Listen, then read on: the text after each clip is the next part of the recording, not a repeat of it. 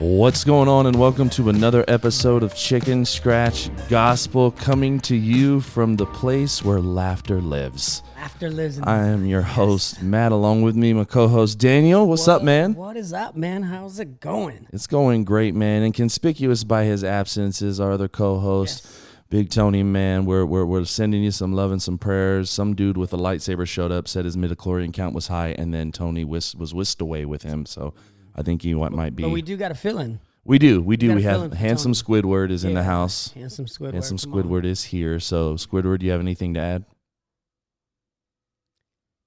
The awkward. All right. Says, Well, awkward that's fine. silence says it all. Yeah. That's fine. Thank you. Today's episode is near and dear to my heart, man. Yes. It's near and dear to my heart. I love to laugh. I love humor. I love joking, and I utilize humor, man, wherever I go, whether it's teaching, preaching, or even just engaging with human, I find the humor in humanity all the time. And so I want to talk to you about kings and jesters. And that phrase actually comes from a very real experience that I had with a particular mentor of mine years and years ago when I got up to share on a Sunday night. And it was like one of my first times, speaking or whatever. And I got up to share, and I was being funny. And when I was finished, I thought, man, he's gonna give me some good feedback. It's gonna be great. And I got down and I was like, okay, what do you think? How'd it go? And his response was, Matt, we can't be kings and jesters. And I was like, oh. I wasn't expecting that. He thought I was too silly. He thought I was too funny. And so I want to talk a little bit about that, man. Dude, what the heck? Right. Somebody would tell you that? Because, it was crazy. I mean, were you Dave Chappelle up there or what? I don't know. No, man, he's one of the goats, but he's I couldn't, I don't know. I didn't get it. And so that's why I have questions. I want to talk about it because it is a thing that I couldn't believe that he said. And then I'm looking back on it, and I'm like, man, when did it become a sin to laugh in church? Yeah. When did that become unacceptable? And so before we dive deep into the scriptural background of this, I wanna ask if do you have any a favorite joke? You have a favorite joke that you know? A favorite joke. Yeah. Do you know any jokes? Man. You know any? I got some horrible jokes, man. Like some dad jokes? Yeah, just some bad. Say it. Andy would like for you to share one of them. Gosh, man, my kids, every time I say a joke, they just look at me and they just in complete disgust. And I'm like, what? That was a good one. That was a good joke. How about I'll share. What do you call a fake noodle? An impasta. This is what I'm talking about. I'm looking at May. I'm looking at his daughter. And she just sucked her teeth. She was like, yeah. I can do a dad joke too. So, my life is kind of like toilet paper. I'm either on a roll or taking crap from someone. No, that's a good one. Oh, we got a laugh track. What the heck? You got laughs for that. I do have a funny one. The other day I was in an argument with somebody, and we were discussing the differences. They were trying to tell me that I'm sorry and I apologize were the same thing. Oh. And I was like, they're not the same. So I'm on the other side. I'm like, they're not the same thing. It's not the same. Yeah. And the argument took way longer than it should have, first of all. It was a heated debate. And finally I was like, look, I need to go in for the death blow. This is taking way too long. I said, okay, listen.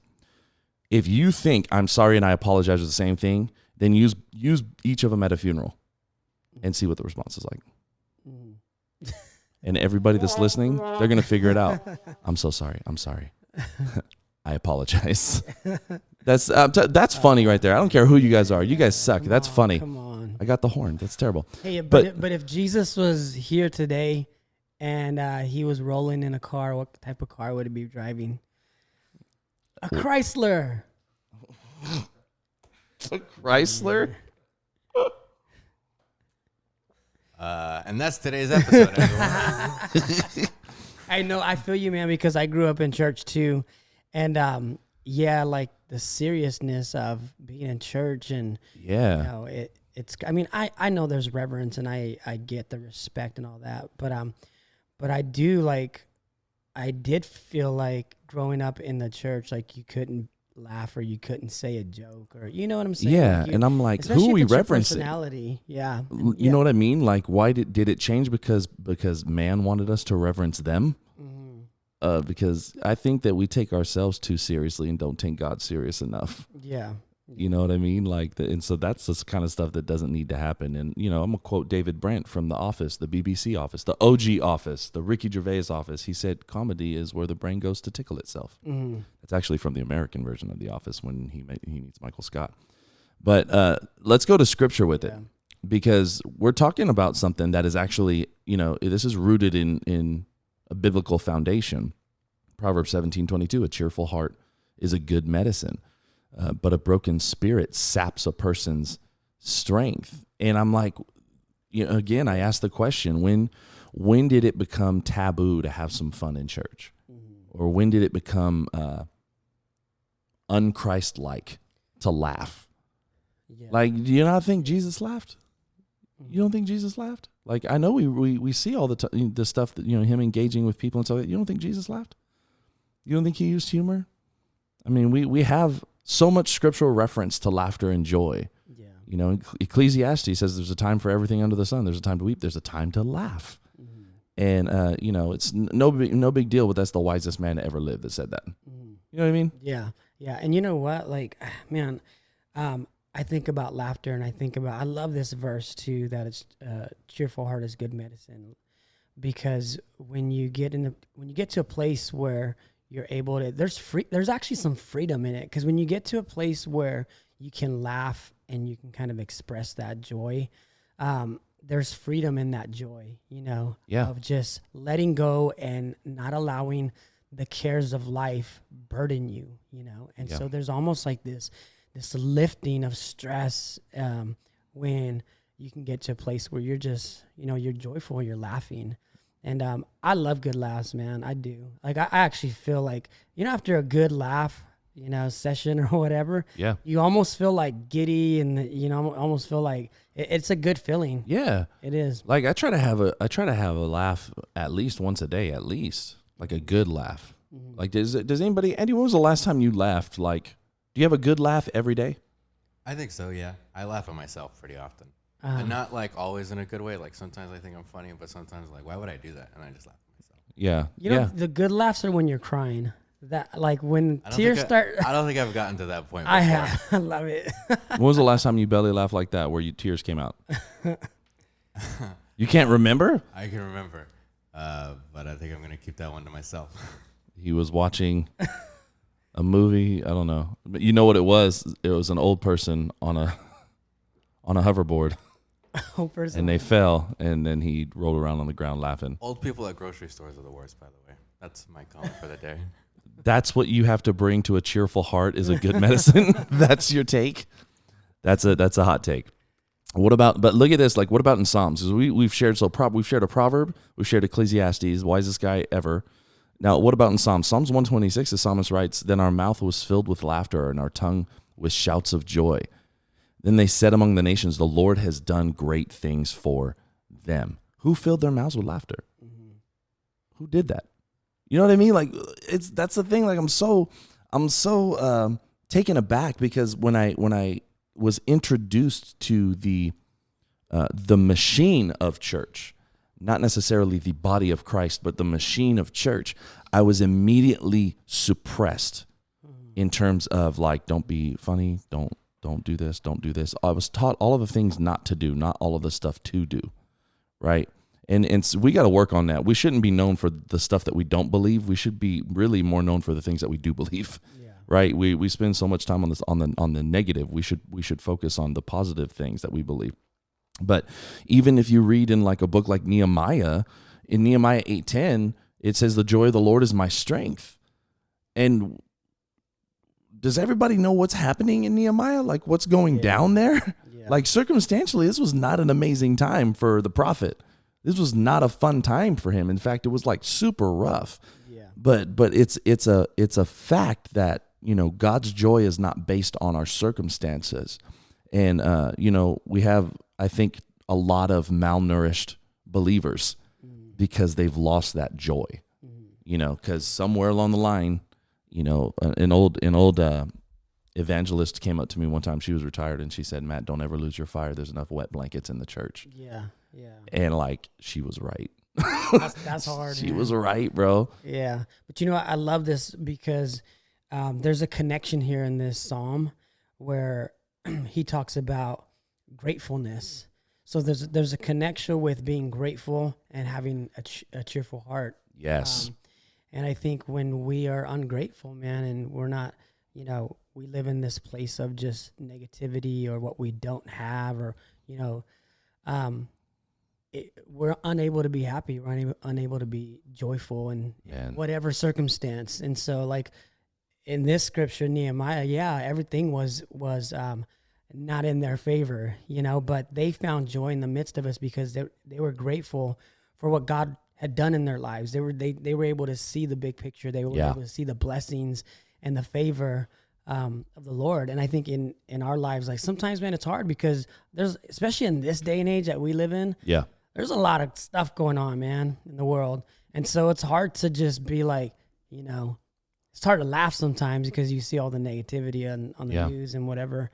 But when you really think about it, man, like how blessed are we? Like how blessed are you to even, you know, be able to worship when you want?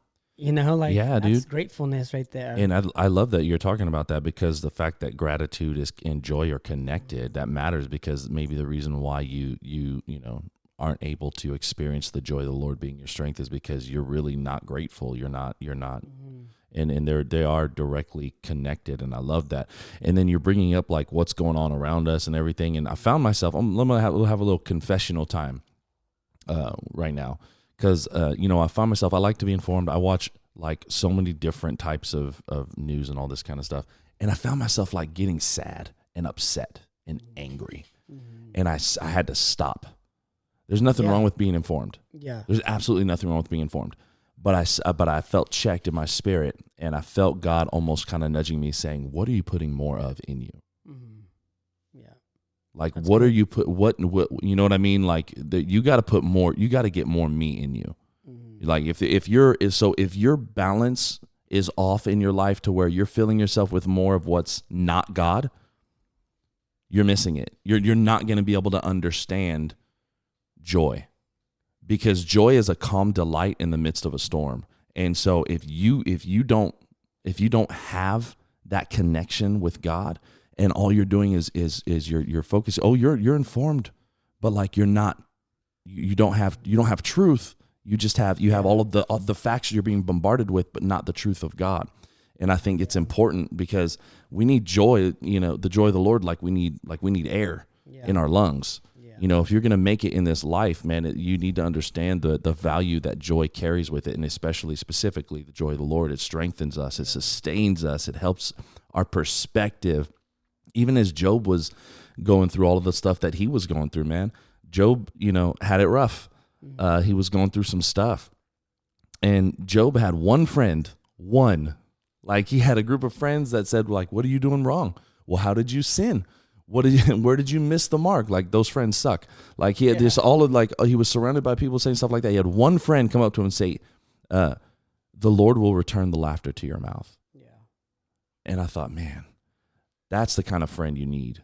Yeah. Like, if you need some friends, you need to get you some friends like that, you know, and I'll say something that probably won't be very popular, but it's true nonetheless. I believe that part of the reason people hate church and Christians is because we've lost our joy. We're going around and we're talking, like I said before, we're talking about all the stuff that we hate. And we rather talk about how bad the world is instead of how good God is. Yeah. And people know that. Yeah. What they don't know is how good God is. They know how bad the world is. And so if all we're going to do is just complain like them, then we're not different. Then we're not a peculiar people. Yeah. You know what? It's funny, man, because a couple weeks ago that happened to me where I got sucked up into the news of the world and our country and our state and our county, like all this just crazy stuff. I got sucked into it, and it burdened me, man. Like, I felt the weight of it throughout the week, where I was just irritated. Yeah, you know, I was irritated, and I had to like check myself, you know, and I actually felt it like towards the end of the week, I started feeling like the heaviness. I started feeling like just being irritable, and it does mess with you, when all you're focused on is, the issues of life and the things that you hate. I'm not saying those aren't real things, because they are, and we should be in prayer for those things. But I love this scripture in Matthew 18. I want to bring it up because if you ever go to, so I substitute teach, go to different schools, right? I primarily try to stick within the high school range. Yeah. Because I love high school students. I love, they're in a place where you can kind of still talk to them about some kid things, but adult things too. Like, hey, where are you going to go to school? What do you want to do when you get out in 2 years or whatever? Yeah. But one time last year, this was actually last year before COVID, I was like, I'm going to try to sub third grade. I mean, so if you've ever been in a classroom full of third graders, oh man. That's like herding kittens. Have you ever watched Kindergarten Cop with Arnold? Yeah. It's not a tumor. It's not a tumor. Yeah. Have you guys ever watched that, by the way? Kindergarten Cop, Arnold Schwarzenegger. The team's never. When you go home today or tomorrow, watch the movie. 1 out of 6 people. I know. It's not a popular movie, but it goes with the story. But anyways, I felt like him on that day. I went in there. I was like, I could handle this. I'm just going to come in here and do my job and, hang out with the kids. Oh, man. Like, I had kids coming up to, Mister, can I go to the bathroom? I had one kid trying to beat another kid up in the class. I had the principal come to my class and sit in there just kind of like wondering what's going on. Kids like asking just the most random questions. They break out and dance. I'm trying to read them a book and they're just like doing stuff. And I'm like, these kids are crazy. Like, I don't know if I could do this, for the rest of the day. And then I walk them out to the playground, and they're running around and kids are coming up to me and they're hitting me and they're like, can you play basketball with us? Can you play this with us? Can you do this with us? And then I made a mistake by telling them like, hey, if you guys are really good today, I'll bring my guitar. It's in my car and I'll sing you guys a song, but you guys got to be good. They weren't good and they bugged me all day for the guitar. Yeah. Right. So they're asking me, when are you going to sing us a song? It was crazy, bro. It was crazy. I had a mental breakdown that day. Did you yell, shut up? Yes, I did. That's a difference too. Shut up. He does that in kindergarten. College. You can do that to a high school student. You can walk into a room full of high school students and go, hey, shut up. Yeah. But if you do that to a bunch of third graders, they'll cry. Yeah. I'm telling you, if you really want to get tested in your faith, sign up for children's ministry, all right? Anyways, as I was saying. That's a terrible recruiting pitch. That's terrible. We actually need volunteers. Doing the opposite here. Anyways, I say all that. Oh, that's funny. This is why I say all that. Kids have no worry, man, in the world. Right. That's why they can be who they want to be. That's why they can break out in a dance. That's why they can just ask the most random questions because they don't care, man. I love this though in Matthew 18. Jesus, the kids are near him, right? Yeah. And the disciples are like, hey, they're like, he ain't got time for you kids. Yeah, go away. You're trying to shoo them away. Yeah. Go play. Like this is serious business here. And I love what Jesus says. He says, truly I say to you, unless you turn and become like children, you will never enter the kingdom of heaven. Whoever humbles himself like this child is the greatest in the kingdom of heaven. And I love that scripture because I know that Jesus is talking about like, hey, like in your mind and your faith, like trust me, Yeah. But I think even in our relationship with him, like sometimes, I don't know if you guys know who Andy Mineo is. I think Andy actually knows who Andy is now. Anyways, he's a Christian rapper. He's actually amazing, but he has this like on his social media feed, he has this like quote that says, never grow up, Yeah. And I know what he's talking about because when you grow up in the context that he's talking about, you do, man, you lose your joy. Right. You lose your just the freedom that God has given to you as a person. You lose that because you get caught up in adult serious things. And I love, man, even when I met Matt, I'm going to talk about Matt a little bit. Okay. I'm going to talk about you a little bit, bro. Okay. I'm ready.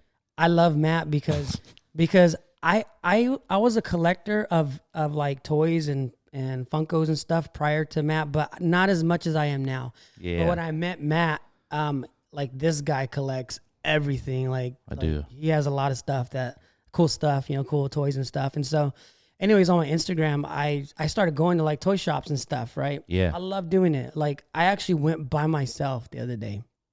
Now that's serious Right. there. When you're a grown man, you go to a toy shop by yourself, that's some serious business right there. But anyways, I went and I remember putting it on my feed one time. Hey, I got this cool toy, and somebody like messaged me on Instagram. They're like, "Oh, you're a grown man at a toy shop, huh?"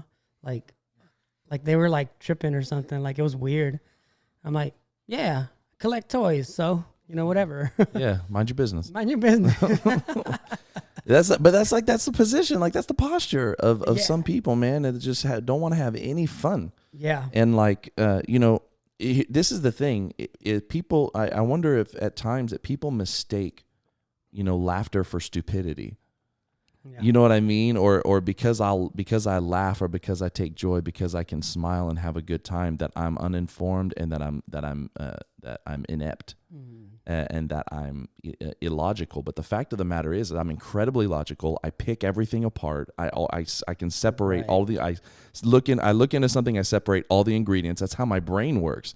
But I cannot cling to logic alone. Right. Because the moment that we cling to logic alone, then we're going according to our own mind and our own strength. Listen, the supernatural world, the supernatural nature of God, is illogical. Right. And so if we're trying to cling to logic, you are never going to be as fulfilled and as complete, as whole as God has designed us to be with him in mind. And, people dismiss laughter and joy at the behest of logic. Yeah. And that's an incorrect way to look at it. Mm-hmm. Andy he's grinning. What? Nothing. We're good. We're good. You're always just making faces, and I'm like, what? What is happening? What's going on? Talk to me. I don't react like in my mind the same way my face reacts. My face just tells a different story. I don't know what it is. I can't help it. I probably could, but I choose not to. Yeah, that's a terrible choice to choose not to, but it's fine. We love you anyway. Andy brought muffins today. I know. Thank you, Andy. He brought muffins today. He was feeling really bad. Yeah, so I actually just wanted to be known as the Muffin Man. The Muffin Man. Do you know the Muffin Man? You do. It's Andy. Andy's a muffin. Now you guys don't. Now if you don't know, now you know. But I'm gonna tell you the truth. A day without laughter is a day wasted. That's how I feel about it. Yeah. Like if you spend if you're alive for an entire day, and in that whole day you didn't laugh once, you wasted the day. Mm-hmm. What a waste of a day. Like seriously. And some people are like, well, there's serious things going on in the world. I get it. I understand. But you need to understand what Scripture is speaking to. The joy of the Lord is a strength. A cheerful heart is a good medicine.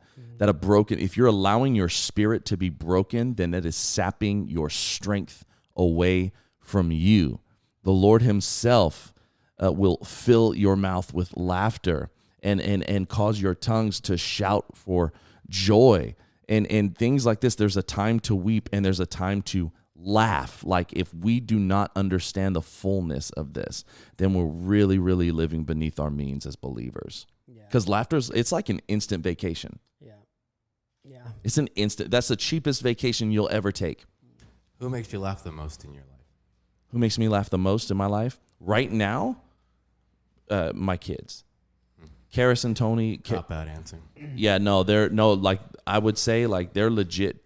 Like Tony's more like silly funny. He throws all the spaghetti at the wall to see what sticks. And then once he finds something that sticks, he'll stay with it for a little bit. And Karis is smart funny. And they make me laugh really, really hard. If you're asking me like, Mount Rushmore of comedians, that's a different question. In your life. Yeah, in my life, I would say right now it's probably my kids. Yeah. Because I think they're funny. I don't want to say, man. I don't want to get in trouble. Is it me? No. You could say me. No. I feel good about it. No. Oh, also, shout out to Eli. Eli does make me laugh. Yes. Eli's a great guy. Yeah, funny. Very witty. I don't know if it's witty, but... Who is it, Daniel? So, hey... He is witty. Andy's witty too. Oh, Anyway, that's funny. Wait, Daniel, who is it? You know what, man? I'm gonna get in trouble for this, but I think she'll be okay with it. My wife, man, she's hilarious. Sometimes she does some funny stuff, man. We laugh with each other though. Like we'll laugh with each other, but sometimes I'm like, she makes me laugh. Just some of the things she forgets her phone twice in an hour. It just makes me laugh. Oh man, you know what? I get if that. you guys ever get a chance to hang out with Matt and Amanda, they're hilarious. Amanda's actually hilarious. She's funny. She's funny. Like if you just sit with Amanda and allow her to tell you a story, oh man, she tells the best stories. Yeah, she's definitely the funny one in the relationship. People don't know that, but she is. She's definitely the funny one in the relationship. What I think is interesting too is, nobody thinks about like what they're doing, who they're with, where they're from, when they're together having a good laugh. So really, like, if you consider that too, like, laughter is a great force for equality. Yeah, it really is. When you're together, it don't matter what your background is. It don't matter. Like, if you're just in a group of people and y'all just laughing together, man, we're all laughing together at this. You know what I mean? Like, I love going to funny movies. I prefer comedies over horror movies, and I'll tell you why, because most horror movies suck. I like a good horror movie, but most of them are terrible, and I'm like, this is a waste of my time. Most funny movies are not laugh out loud hilarious, but at least I know I'm gonna have a chuckle in this at least. But like when you're in a theater full of people and you guys are all you hear this group, there's nothing better than just this roar of laughter, and it's a really, really cool thing to experience. If you've ever gone and watched a stand-up comedian, anything like that, some of my favorite stand-up moments, like I've gone to see comedians before, and it's one of my favorite things to do.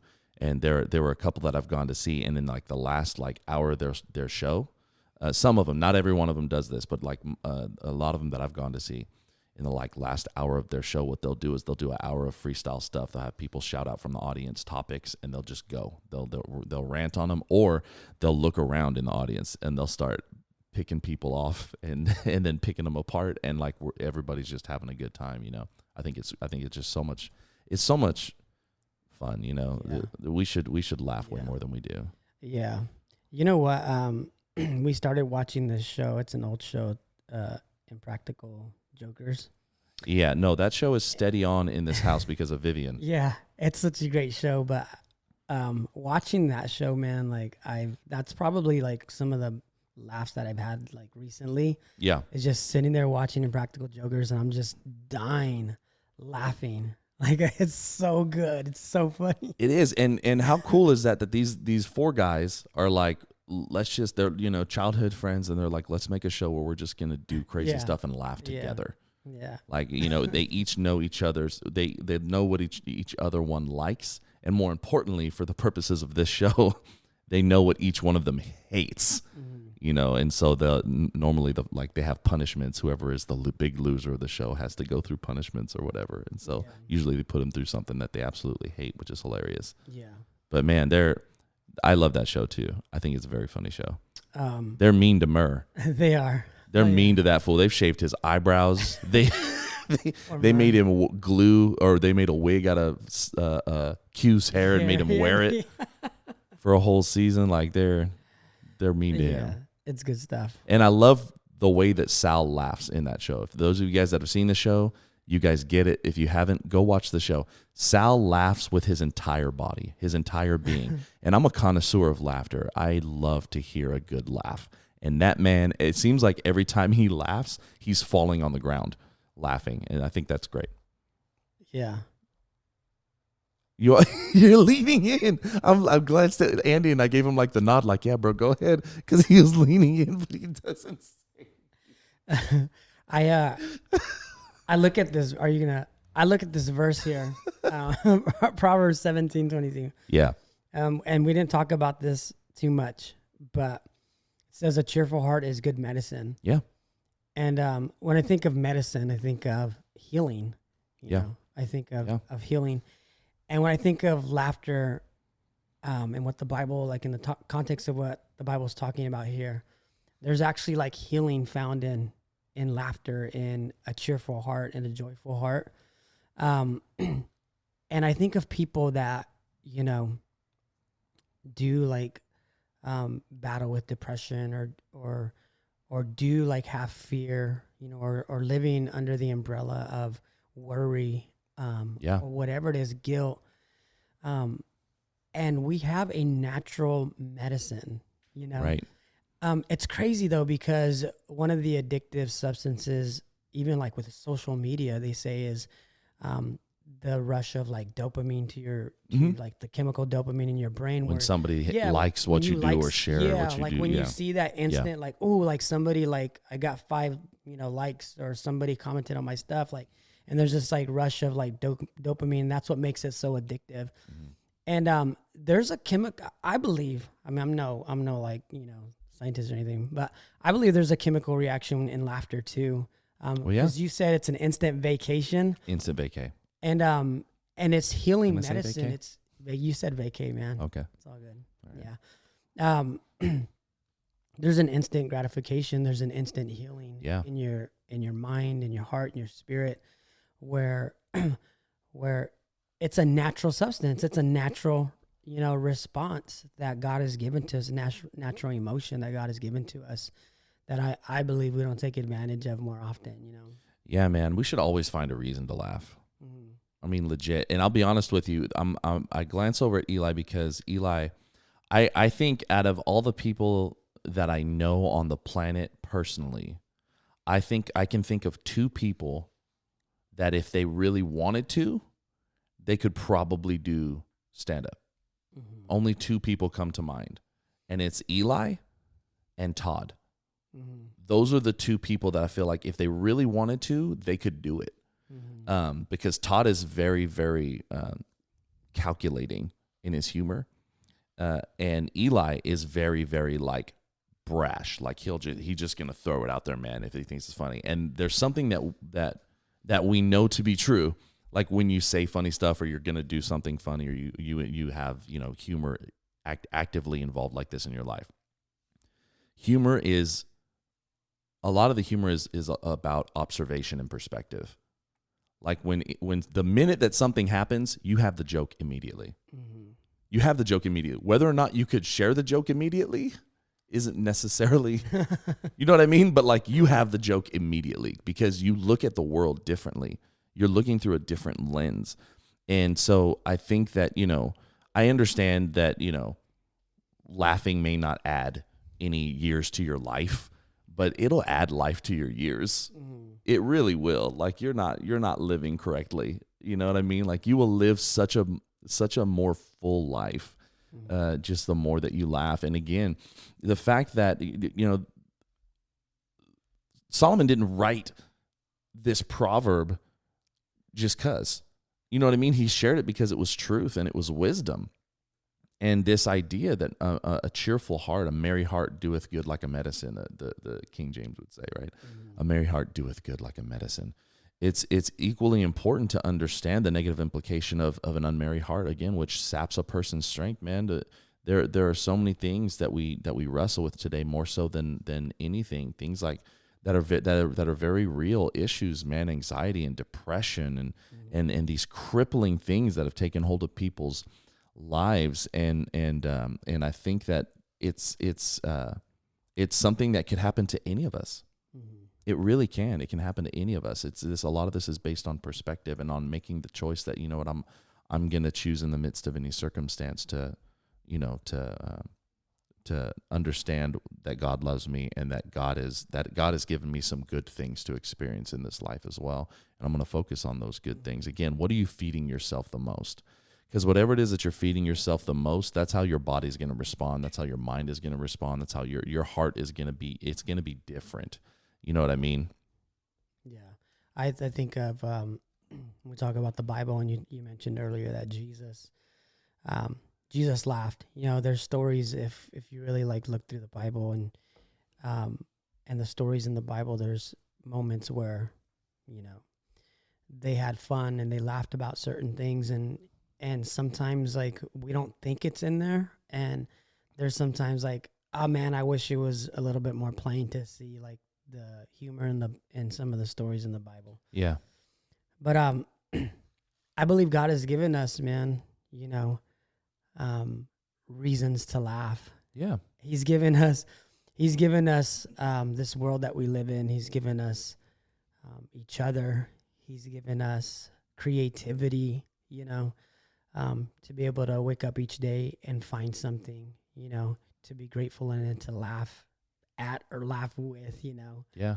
And so like if you're out there, like what is it? Like what is it that makes you laugh? Like what is it that you can watch or do, or what is it that'll just brighten up your day? Like you have to be intentional with those things, like because they come and go. But if you're intentional, like, hey, for 1 hour, I'm just gonna watch this show that just I love, that I'm just gonna sit here and just laugh, and just forget about, the burdens of life today or whatever that is. Yeah, and Jesus was playful. We forget this a lot, man. But you can't tell me that Jesus wasn't playful when he was just appearing, on the other side of locked doors to people, or when he was walking with these two men on the road to Emmaus, and he's hiding his identity from these people. Like he knows who he is, but he's like, oh my God! Like after the death of Jesus, he was resurrected, right? And now he's like kind of hiding. He's concealing his identity. He's walking with these guys. Oh man, what just happened? And he's talking to these guys. What I miss? And they're like, what? Where have you been, man? You don't know what's going on? Man, they just killed Jesus. They done killed him. They buried him. Man, he's dead. He's gone. Oh my goodness, that's crazy. And he's walking with these guys for hours and hours, and they invite him into their home to eat a meal. And it says right when he sits and he breaks bread, that instantly then it's revealed who he is. And they're like, oh my gosh, you gonna tell me Jesus isn't playful? Jesus was messing with them, man. Yeah, he was messing with them, and it's because of that love, man, that love that he has for us. And when you understand the love that God has for you, that he would take the time even to create such a thing as laughter and the neural pathways and the dopamine and all those things that are in us that produce a positive response or positive reinforcement. If you were to do scientific studies, there's two ways that you can train things. You can train them through negative reinforcement or positive reinforcement. And positive reinforcement is you get to the end of the maze, you get the cheese.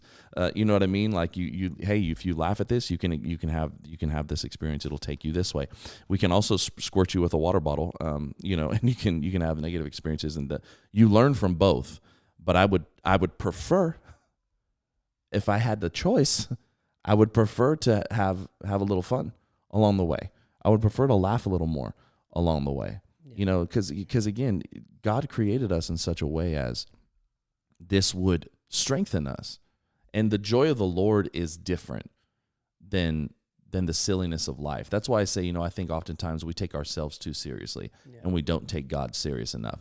And we've got to switch that around. We've got to flip that around. We need to start taking God seriously, like he's real, like what he said is true, like he meant what he said, and like we're going to start living by what he said. And we need to stop taking ourselves so serious. It's not that serious. Guess what, boo? You're not perfect. You never will be. Guess what? You don't know everything. You never will. Hey, you think you're smart? There's somebody out there smarter. Like, to somebody, you're dumb. Like, so you need to, relax. Relax, okay? Have a laugh. Don't take yourself so seriously, because you are really, really missing the point and you're hurting your witness. Yeah. Nobody wants to be around a Sour Patch Kid all the time. Take that Dorito off your shoulder. Get it? Dorito. Okay. That was terrible. See, I'm gonna be known for just the terrible joke. He said, "Take that Dorito off your shoulder." I almost said shoulder. Shoulder. my ethnic almost came out. But let me ask you a question. My Theas came out of me just then. Let me ask you a question. Like, just being around church people, why don't you think they laugh? Like, what do you think is the main reason of why they don't? Honestly, my honest answer, I think that they equate laughter with unrighteousness or unholiness. Mm-hmm. I think that if they have this misconception in their minds, kind of like dancing, where Like you can't have a good time? You can't dance at a wedding? No, like you can't For dance. real. Like once you get saved, like When Amanda and I dancing's got out the saved, window, yeah, for when real. Amanda and I got married, we could not have dancing at our wedding. Yeah. Now to today's world, look at Eli's eyes. His eyes are like, oh my goodness, I can't believe. In today's world, that seems crazy to a lot of people, right? Yeah. It seems crazy to a lot of people because there's a lot of churches that have blown up that are like, we dance at our, stuff, like it's whatever. But that was a thing because people took themselves too serious, and they identified reverence to God by completely negating having a good time. And that is not biblical. It's not biblical. Guess what, Jack? You're not holy. God is holy. You're not. God is holy. I'm not. Like, you know what I mean? And even so, you're going to tell me that Jesus, that they dance. I don't know if you've ever been to a Jewish wedding. They dance. They dance hard. And not only that, they celebrate. Man, they throw the bride and groom, man, on chairs. They're lifting them up, man. They're having a good time. Yeah. Jesus' first miracle was turning water into wine. Not Welch's grape juice, wine, okay? That's a whole nother episode, by the way, that we could tackle, okay, on the drink. But I digress. We'll create that one later as God directs. But they had a good time, and what we have done is we have done just like the Pharisees did. We took these commandments and these directives of God, and we amended them 500 times over to where now they're watered down, and they're not commandments from God, they're amendments from man. Yeah. And so the church lacks power because the church has lost her joy. And I think it's because they think that, it's unholy. Yeah. That's sad. You're either a king or a jester. Yeah. Yeah. I had a mentor told me that you're either a king or a jester, and I'm like, I didn't sign up to be a king. I'm not a. Have you read, like, in my mind, like, and I was legit asking myself all these questions in my mind, but I wanted to honor the person, and so I didn't say it like, man, have you read the Bible? But in my mind, I'm like, have you read the Bible? Like, we're not a king. We're a royal priesthood. We're a chosen people. We're joint heirs with Christ Jesus. I get all that, but Jesus alone is the king. I didn't sign up to be a king. I think that shows, even in that statement, and that shows that there's some righteous, self-righteous, there's some self-righteous, stuff going on there to say like you're even a king, Yeah. So that was his view of the whole thing. And when I think of that too, like even that statement, let's bring more Bible into it. That statement right there alone, I'm immediately reminded of when David is bringing the Ark of the Covenant back into the gates of the kingdom. And as he is worshiping and he is dancing, his wife, Michal, shouts from out of the window, about how foolish he looks because you're a king and you're not conducting yourself like a king. And she was the daughter of a king. She is the daughter of King Saul. She knows what it was like. She was raised in this kingdom. Right? I'm raised in church. I know how to act in church. Okay, well, I don't. I have zero church etiquette, boo. God, and so unless God tells me, you're not probably going to be the one. Like, and you know what I'm saying? Like, to give me rules and regulations, I don't understand a lot of them because I think that we've created a lot of them. They're not directives from God. Yeah.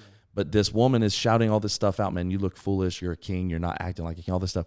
And David looks up because he had disregarded his kingly robes. This fool's in his undergarments, worshiping and dancing. And he looks at her and he says, woman, I will become even more undignified than this. And so, like, you ain't seen nothing yet. You ain't seen nothing yet. It's too many people trying to be dignified in the house of the Lord. And he was known for a man after God's heart. He was known to be the apple. After he committed even some atrocious sins, God said, that's the apple of my eye. You are the apple of my eye.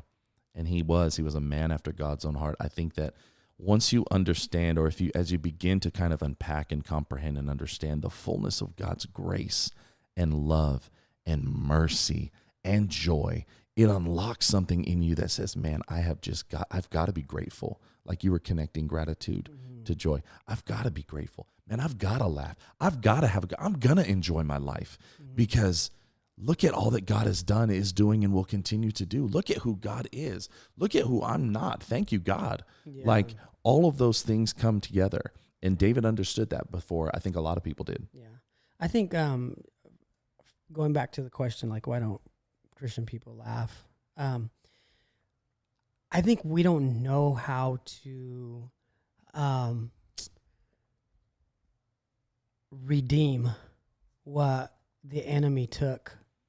You know, prior to coming to Christ, you probably sat in like comedy shows where it was inappropriate, where it was, you know, demeaning and devaluing to, you know, whoever, or maybe you can't come from that. Yeah. You know, whether it's dancing or music or whatever it is that you did prior to your life being saved. Like, I know there's a boundary there, a line there where we don't want to be the people we used to be, you know, before Jesus. You know, we want to make sure that we are edifying to one another. We want to make sure that what we're speaking and what comes out of out of our mouths is helping and beneficial, you know.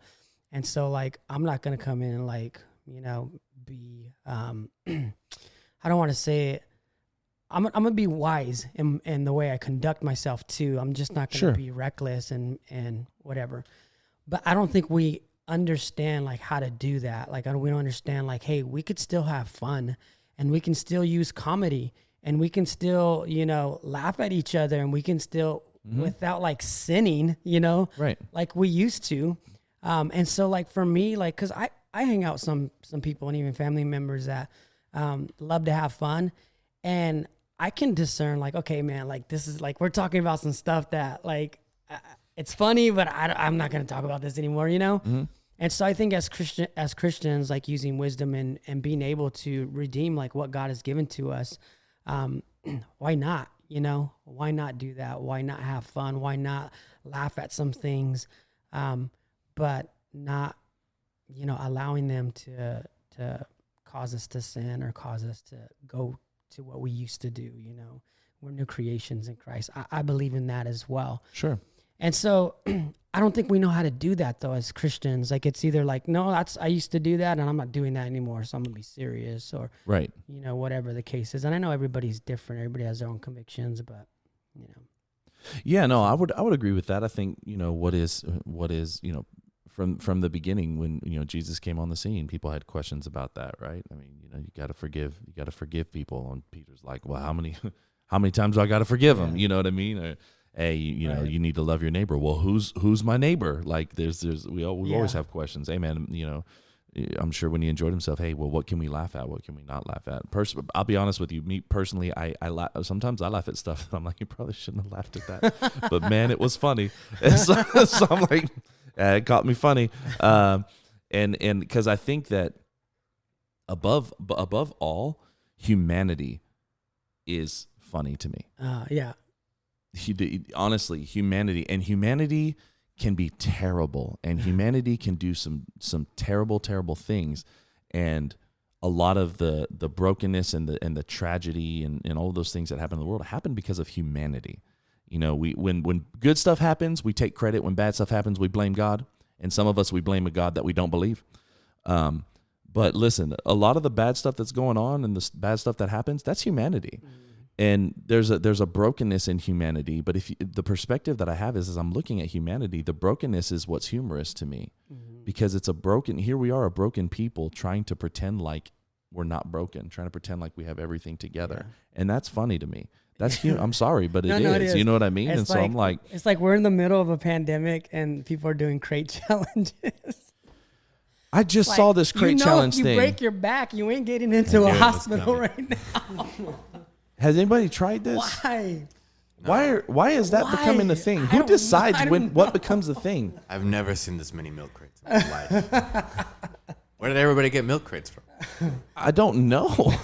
Are they just hanging out behind grocery stores waiting? And then is that where they put them? The worst part is when they do it on the cement, like they're on the sidewalk doing crate challenges. But why though? That's what I'm saying. Like, and everybody, to all of our listeners, you know, influencers are only influencers because you put them there. So why do we choose the stuff that we choose to be popular? Stop doing a crate challenge. You know good and well. I saw an older guy do it. Yeah. Like an old man. Yeah. And I was like, why are they letting this grandpa do this crate challenge? How do you do? Oh no, he fell. I think maybe like fourth line, and he was done. And it was funny. I laughed. I did. I laughed. I hope he's okay, but I don't know.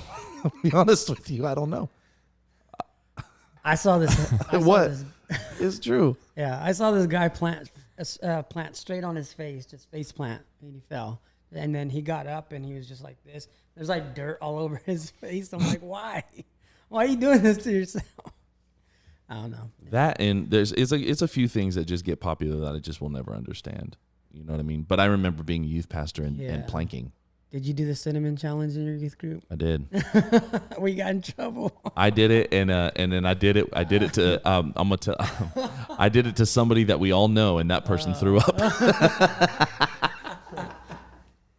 And I felt really bad about it. But you laughed. But I laughed so hard. I laughed in that person's face. I thought it was so funny. Yeah. And it was, well, you know what's funniest part about the cinnamon challenge is when they take that bite and because you think you got it, no big deal, and they go, and just this puff of cinnamon comes up. That's the funniest thing to me. Oh my gosh. Yeah, I don't understand the trends, but I didn't understand when I was a youth pastor. I got a joke. Okay, I'm ready. Okay. Why don't they take tests at zoos? Why don't they take tests at zoos? Too many cheetahs. He forgot. He forgot what. I thought he was going to hit us with the laugh, but he knew it. He hit us with the horn instead. Yeah, I was waiting for the reaction to see what I was going to do. Oh, man, that was funny. Yeah. There's too many cheetahs. Cheetah. Yeah, that was great. You've been thinking about it the whole episode, and that was the one that you landed on. Yeah. That was good. I'm going to use that. Yes, Daniel is going to use that. You need to take credit when you hear him use it. He can have the credit for that. I love it, man. I love it. Listen, honestly, before we get to recommendations, I just want to say this. This is a reminder that I have in my phone, and for those of you that don't know me at all, or you don't know this about me, I have a lot of reminders that come up in my phone. Some of them it's on the hour, every hour from 5 a.m. till about 8 p.m. Because it's important, man. If nobody else is if nobody else is around you, to affirm you or to even give you a word, you know what? Have it for yourself. And so I've got some scripture reminders. I've got some sayings, some things. And one of them is this, because it's very, very true. And I try to remind myself of this every day. And it's, a smile is a curve that can set a lot of things straight. So laugh a little more. Okay? If you at the end of this life, you have more frown wrinkles than laugh lines, then you missed it. Let's create some laugh lines. Let's laugh a whole lot more. It takes less muscle to laugh and smile than it does to frown. So let's think about that as we do this. But now that we've said that, it's time for recommendations. Let's go. Recommendations. You want to go first? You want me to go first? I'll go first. All right. I'm going to go first. All right, I'm going to go first. And the recommendation that I have today is actually a New York Times bestseller by one of my favorite comedians of all time, Steve Martin. He wrote an autobiography. It's called Born Standing Up. And I loved this book. It's just basically the life of Steve Martin through his lens, through his eyes. He even talks about some of the material, like how he comes up with some of the material that he does. I'm gonna share a quote with you that Steve Martin has in this book, and it's something that Elvis Presley told Steve Martin in 1971. Elvis said, "Son, you have an oblique sense of humor." And I thought, what a cool thing. Elvis just trashed on Steve Martin. That's wonderful. I love that. Anyway, Born Standing Up by Steve Martin. It's actually a really, really good read. Yeah. I have a podcast. I don't know if you haven't heard, but there is this comedian. His name is Michael Jr. He has a podcast called Funny How Life Works. And I love this. And you can follow him too on social media, but I love like the concept, the idea of this podcast. He is a Christian comedian, but he's hilarious. So if you get a chance, like look him up and give him a follow. But he has a podcast called Funny How Life Works, and he talks a lot about like ministry. He talks a lot about being a pastor. He talks a lot about things in the church. And it's, if you've been around church for a while or even a few years, you kind of get some of this humor. And so Right. give him a follow. Funny How Life Works podcast, Michael Jr. Comedy.